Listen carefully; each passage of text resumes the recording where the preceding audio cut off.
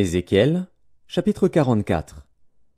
Il me ramena vers la porte extérieure du sanctuaire, du côté de l'Orient. Mais elle était fermée. Et l'Éternel me dit, « Cette porte sera fermée, elle ne s'ouvrira point, et personne n'y passera. Car l'Éternel, le Dieu d'Israël, est entré par là. Elle restera fermée. Pour ce qui concerne le prince pourra s'y asseoir, pour manger le pain devant l'Éternel. Il entrera par le chemin du vestibule de la porte, et il sortira par le même chemin. » Il me conduisit vers la porte du septentrion, devant la maison. Je regardai, et voici, la gloire de l'Éternel remplissait la maison de l'Éternel. Et je tombai sur ma face. L'Éternel me dit, « Fils de l'homme, sois attentif, et regarde de tes yeux. Écoute de tes oreilles tout ce que je te dirai au sujet de toutes les ordonnances de la maison de l'Éternel et de toutes ses lois. Considère attentivement l'entrée de la maison et toutes les issues du sanctuaire. Tu diras aux rebelles, à la maison d'Israël, « Ainsi parle le Seigneur, l'Éternel. Assez de toutes vos abominations, maison d'Israël. Vous avez introduit dans mon sanctuaire des étrangers incirconcis de cœur et incirconcis de chair pour profaner ma maison. Vous avez offert mon pain, la graisse et le sang à toutes vos abominations, vous avez rompu mon alliance. Vous n'avez pas fait le service de mon sanctuaire, mais vous les avez mis à votre place pour faire le service dans mon sanctuaire. Ainsi parle le Seigneur, l'Éternel. Aucun étranger, incirconcis de cœur et incirconcis de chair, n'entrera dans mon sanctuaire, aucun des étrangers qui seront au milieu des enfants d'Israël. De plus, les Lévites qui se sont éloignés de moi, quand Israël s'égarait et se détournait de moi pour suivre ses idoles, porteront la peine de leur iniquité. Ils seront dans mon sanctuaire comme serviteurs, ils auront la garde des portes de la maison, et feront le service de la maison. Ils égorgeront pour le peuple les victimes destinées aux holocaustes et aux autres sacrifices, et ils se tiendront devant lui pour être à son service. Parce qu'ils l'ont servi devant ses idoles, et qu'ils ont fait tomber dans le péché la maison d'Israël, je lève ma main sur eux, dit le Seigneur, l'Éternel, pour qu'ils portent la peine de leur iniquité.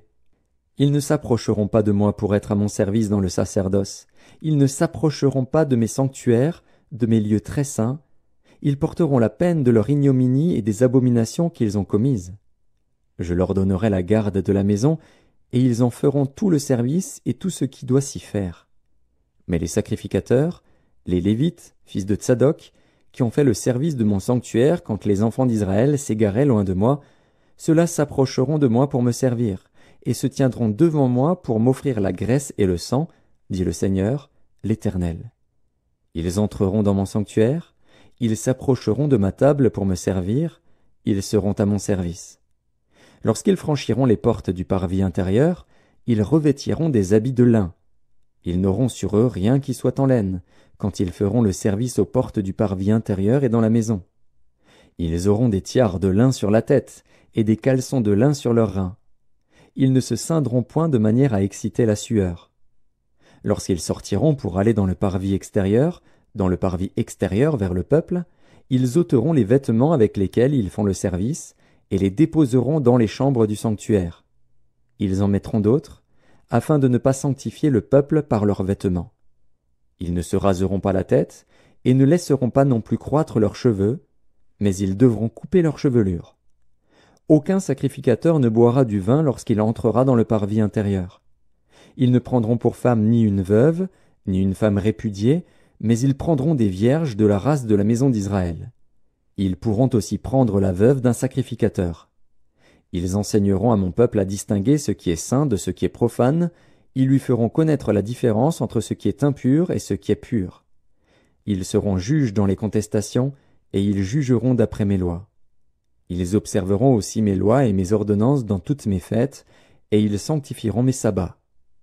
Un sacrificateur n'ira pas vers un mort, de peur de se rendre impur.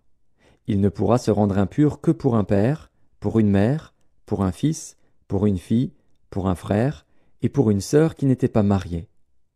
Après sa purification, on lui comptera 7 jours. Le jour où il entrera dans le sanctuaire, dans le parvis intérieur, pour faire le service dans le sanctuaire, il offrira son sacrifice d'expiation, dit le Seigneur, l'Éternel.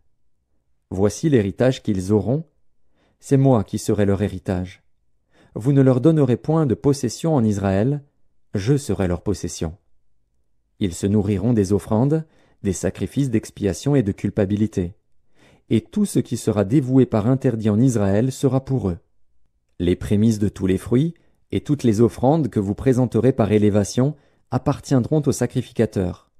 Vous donnerez au sacrificateur les prémices de votre pâte, afin que la bénédiction repose sur votre maison. Les sacrificateurs ne mangeront d'aucun oiseau et d'aucun animal mort ou déchiré.